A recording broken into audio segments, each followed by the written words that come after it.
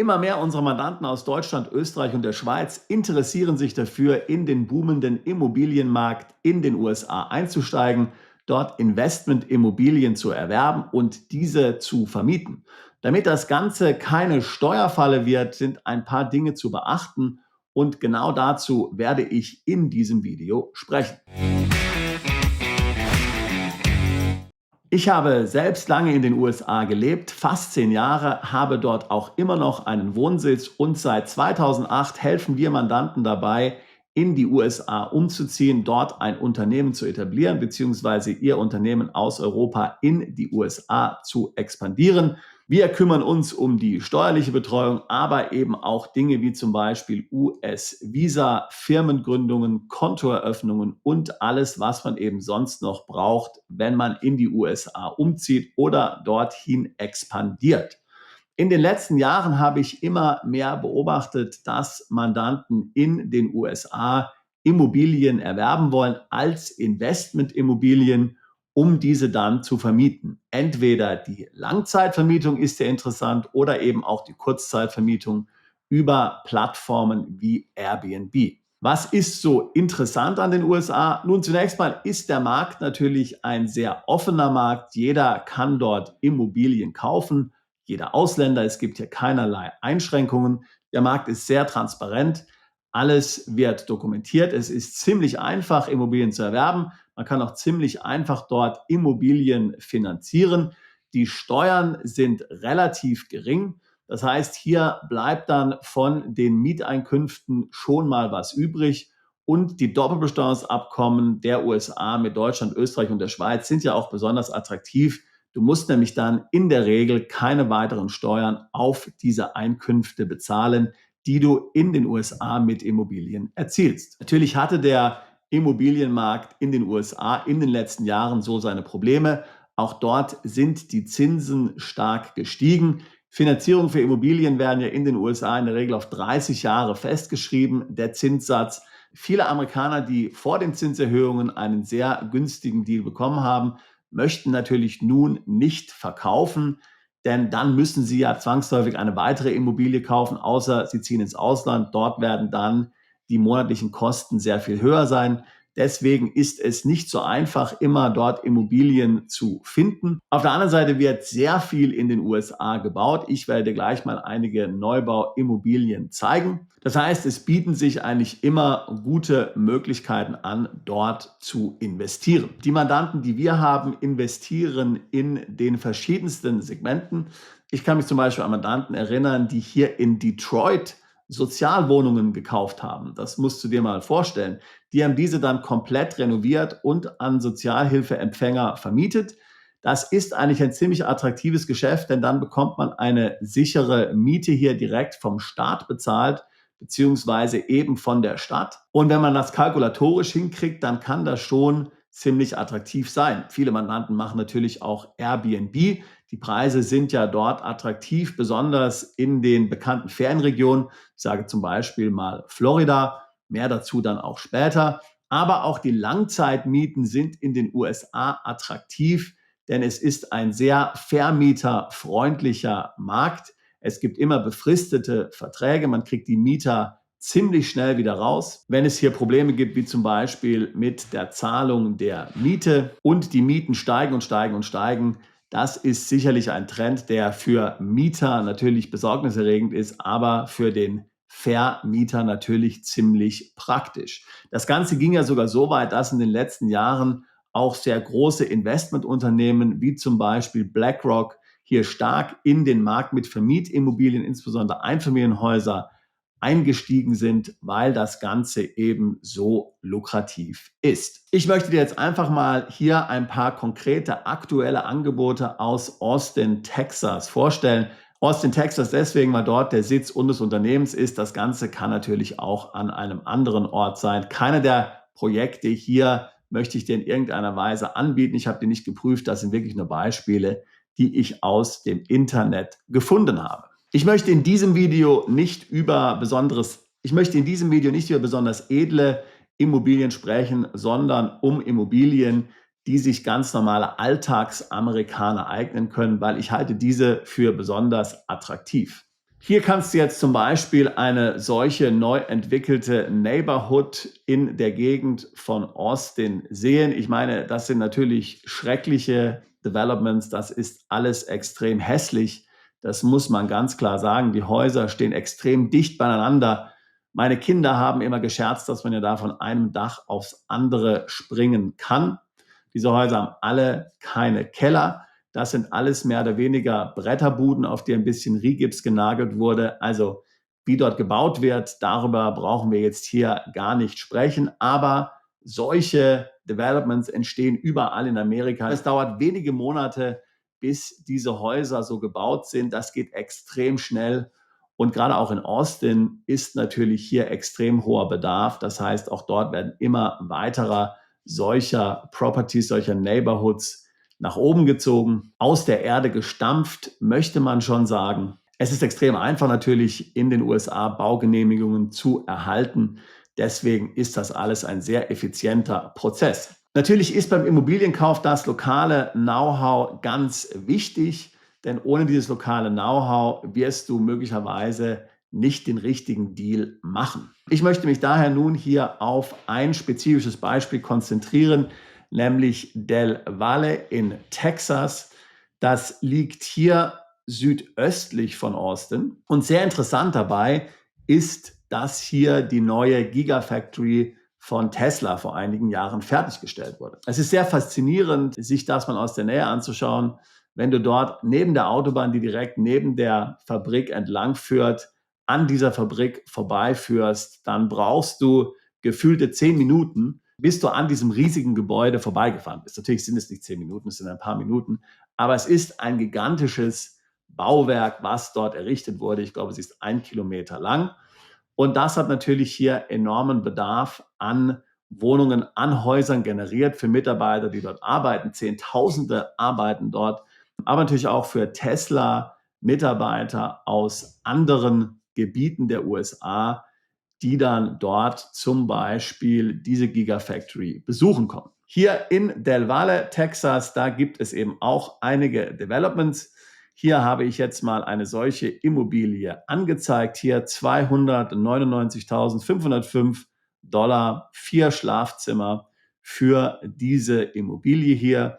Grundfläche ungefähr 1305 bis 1900 Quadratfuß. Also das sind ungefähr 130 bis 190 Quadratmeter Wohnfläche. Schauen wir uns doch mal eine solche Immobilie ein bisschen näher an. So, hier kannst du jetzt diese Immobilie sehen. Natürlich wird sie nicht möbliert sein, aber das sind so die Bilder, die man auch online sehr einfach finden kann. Diese amerikanischen Häuser, die sind alle ungefähr nach dem gleichen Schnitt gemacht, alle ungefähr gleich ausgestattet. Ich poste einen Link zu dieser Seite natürlich hier auch in der Beschreibung des Videos. Dann kannst du es einfach mal im Detail anschauen. Wie gesagt, es gibt hier zig solcher Developments in allen möglichen Gegenden. So, also hier kannst du für 300.000 eine solche Immobilie erwerben. Für viele wird sich jetzt natürlich die Frage stellen, gut, okay, ich zahle 300.000, das ist sicherlich kein so hoher Preis. Kann ich diese Immobilie denn auch in den USA finanzieren? Auch als jemand, der nicht in den USA ansässig ist, der keinen Credit hat in den USA, also keine Bonität, funktioniert das?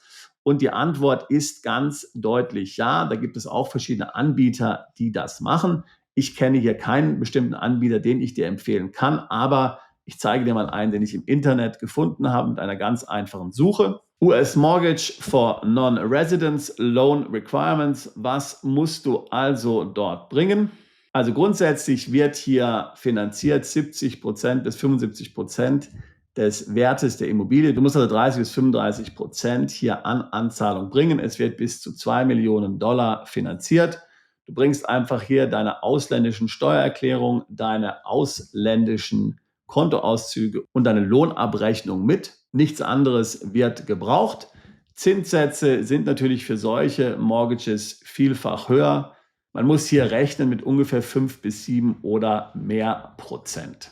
Das musst du dir natürlich überlegen, ob sich das Ganze dann lohnt. Wie viel willst du selbst finanzieren? Kannst du vielleicht Finanzierung in Europa besorgen?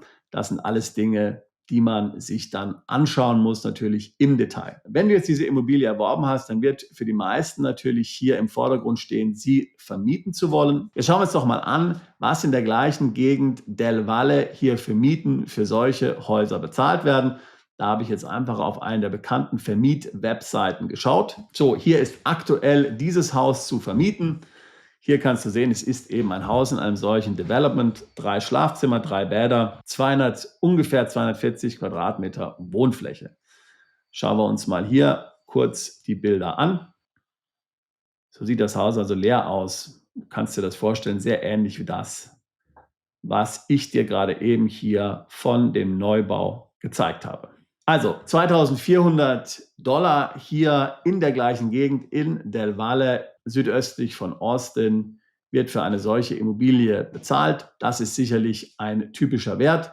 $2.000 bis $2.400 in dieser Gegend ist sicherlich realistisch für eine solche ganz normale Immobilie, also nichts Besonderes Edles etc. So, das sind also die Preise, die man auf dem Mietmarkt erhalten kann. Was ist nun aber zum Beispiel bei Airbnb möglich? Ich hatte schon gesagt, Airbnb-Vermietungen sind natürlich extrem populär, nicht nur für Urlauber, gerade dort in Del Valle.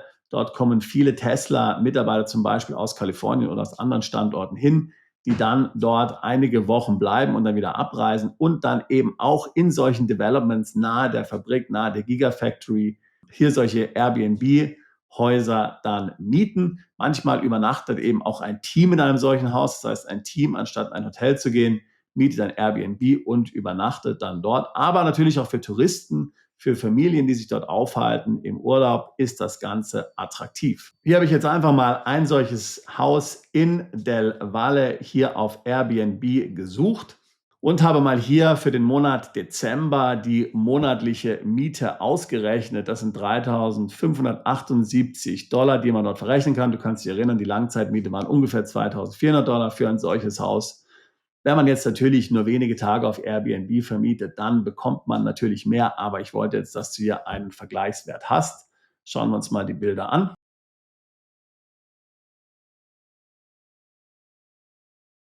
Also, du kannst wieder sehen, typische Einrichtungen, die Nachbarhäuser stehen sehr nah hier an den Häusern dran.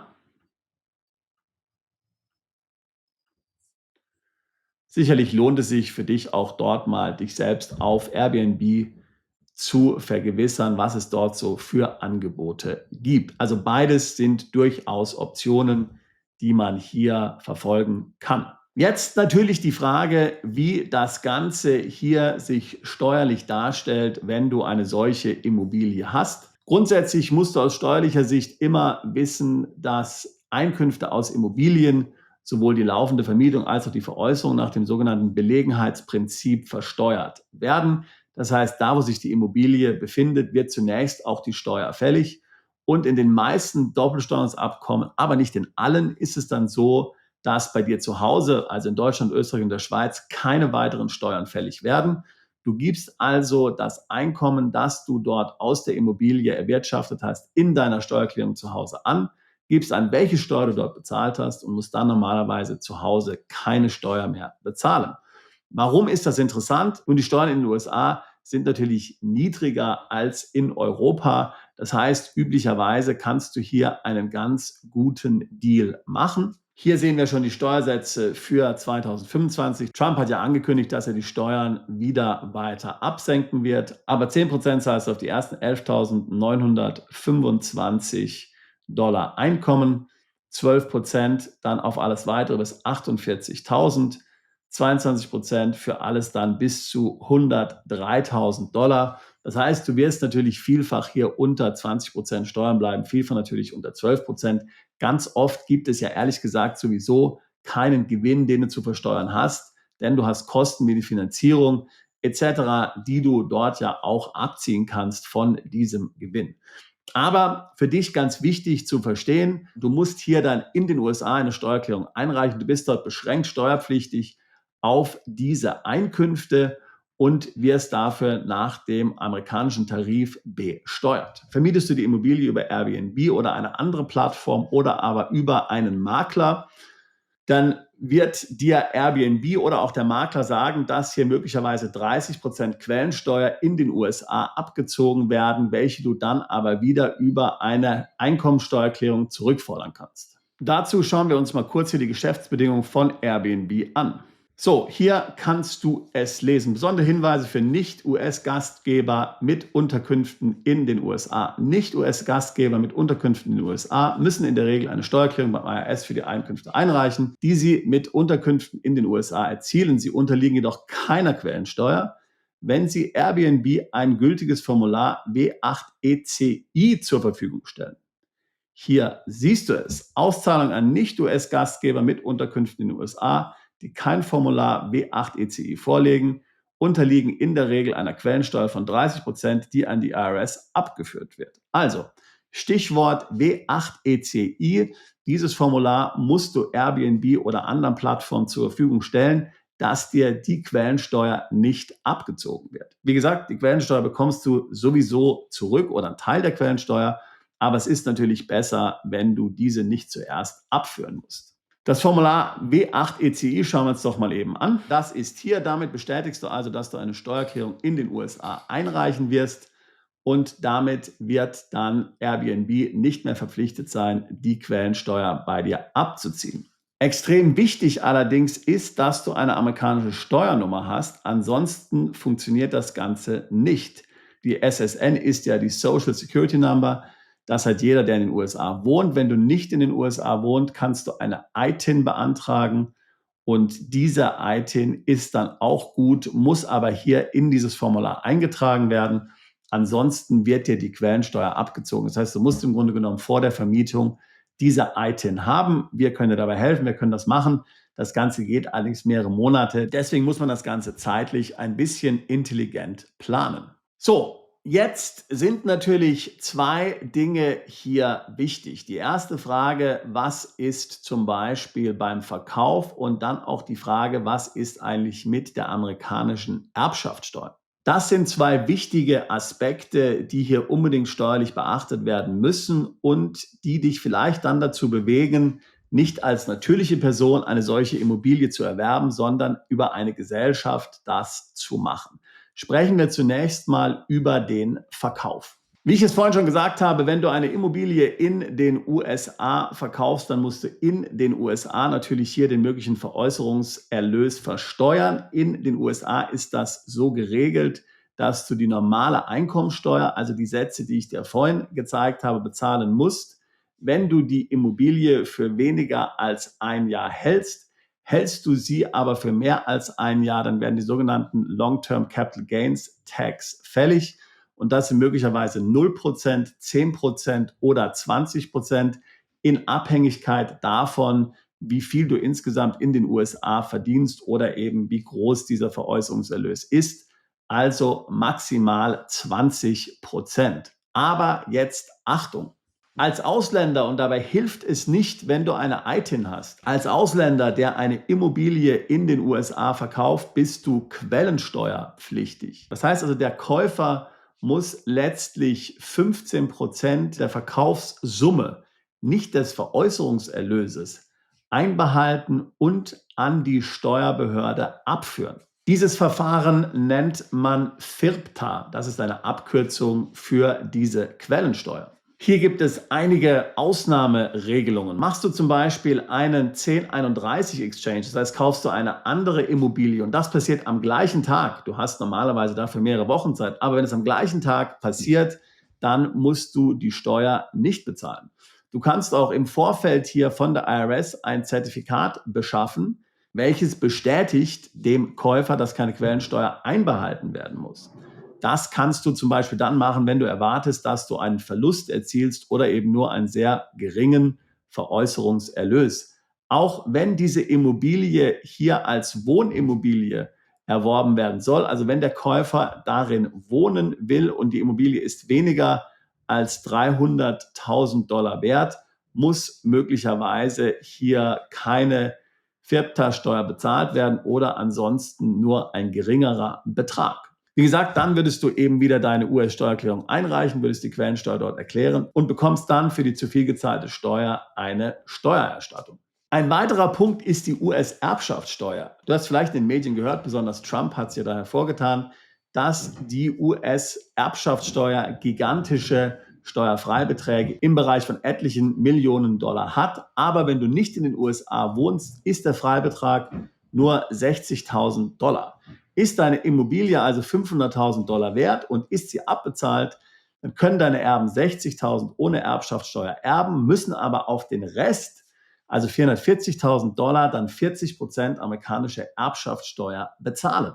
Das sind natürlich ganz enorme Summen. Wenn du das vermeiden willst, beides FIRPTA und diese amerikanische Erbschaftssteuer, dann kannst du möglicherweise hier die Immobilie in den USA über eine Gesellschaft erwerben. Bei FIRPTA reicht es nicht aus, dass du ja eine Ein-Mann-LLC gründest, denn diese LLC ist ja aus amerikanischer Sicht eine Disregarded Entity, also da gibt es keine eigenständige steuerliche Identität dieser Gesellschaft. Eine Mehrpersonen-LLC würde funktionieren, eine Kapitalgesellschaft funktioniert auch, wobei dann ist natürlich wieder die Besteuerung in der Kapitalgesellschaft ganz anders. Das ist ja dann vergleichbar zum Beispiel mit einer deutschen GmbH. Wenn du jetzt noch die Erbschaftssteuer vermeiden willst, dann musst du hier letztlich eine ausländische Gesellschaft noch hinter diese US-amerikanische Gesellschaft schalten. Zum Beispiel irgendwo eine Limited, die man steuergünstig gründen kann, sei es zum Beispiel Malta, Zypern, kann natürlich auch eine deutsche GmbH sein, wenn das mit deiner Investmentstrategie hier vereinbar ist. Man sagt dann hier, dass es sich um eine sogenannte US-Blocker-Struktur handelt, weil man eben damit die FIRPTA und auch die US-Erbschaftssteuer blocken kann. Wie gesagt, dazu sollte man sich dann gut Gedanken machen, bevor man hier die Immobilie in den USA erwerbt, weil wie gesagt, die steuerlichen Konsequenzen sind natürlich enorm. Zu guter Letzt möchte ich noch kurz über die Property Taxes in den USA sprechen. Das ist also die sogenannte Grundsteuer. Die Grundsteuer ist in den USA eine ganz wichtige Einkommensquelle für die Gemeinden, gerade zum Beispiel Staaten wie Texas, die ja keine Einkommensteuer auf bundesstaatlicher Ebene haben. Die verlassen sich sehr stark auf diese Grundsteuer. Das heißt, die kann entsprechend hoch sein. Wir reden hier möglicherweise von Tausenden oder Zehntausenden US-Dollar in Abhängigkeit dessen, wie viel diese Immobilie wert ist und wo sie sich tatsächlich befindet. Das heißt, das ist ebenfalls etwas natürlich, was du aus steuerlicher Sicht berücksichtigen musst. Hier gibt es Ausnahmen, wenn du zum Beispiel eine landwirtschaftliche Fläche hast, dann musst du aber auch tatsächlich dort Rinder drauf betreiben. Also wenn du eine Ranch oder sowas kaufst, dann bist du nicht von der Grundsteuer betroffen. Dann gibt es hier Ausnahmeregelungen, aber ansonsten muss man sie eben bezahlen. Nun, da sind wir am Ende angelangt. Mich würde deine Meinung interessieren. Hast du auch schon mal darüber nachgedacht, eine Immobilie in den USA zu erwerben? Oder hast du vielleicht schon eine Immobilie in den USA gekauft? Wo? Was sind deine Erfahrungen? Daran sind ich und auch hier natürlich die anderen Zuschauer sehr daran interessiert. Lass es uns in den Kommentaren wissen. Wenn auch du über die internationale Diversifikation deines Vermögens nachdenkst oder möglicherweise Immobilien in den USA erwerben möchtest, dann würde ich mich freuen, mit dir ein Beratungsgespräch zu führen. Link packe ich hier in die Beschreibung zu diesem Video mit hinein. Wie gesagt, wir sind seit 2008 in den USA aktiv, helfen deutschsprachigen Mandanten, dort Fuß zu fassen. Ich würde mich freuen, auch dich alsbald zu unserer Mandantschaft zählen zu können. Bist du Unternehmer, Freiberufler oder Investor? Zieht es dich schon lange ins Ausland? Mach heute den ersten konkreten Schritt in eine Zukunft mit mehr Geld und mehr Freiheit. Buche ein Beratungsgespräch mit Sebastian und seinen Kollegen. Unsere Kanzlei unterstützt Mandanten wie dich dabei, deine Steuerlast legal zu reduzieren, Vermögen aufzubauen und zu schützen und deine persönliche Freiheit zu maximieren. Profitiere jetzt von unserem Fachwissen und unserem Netzwerk. Gehe zu mandatierung.com und werde Mandant unserer Kanzlei.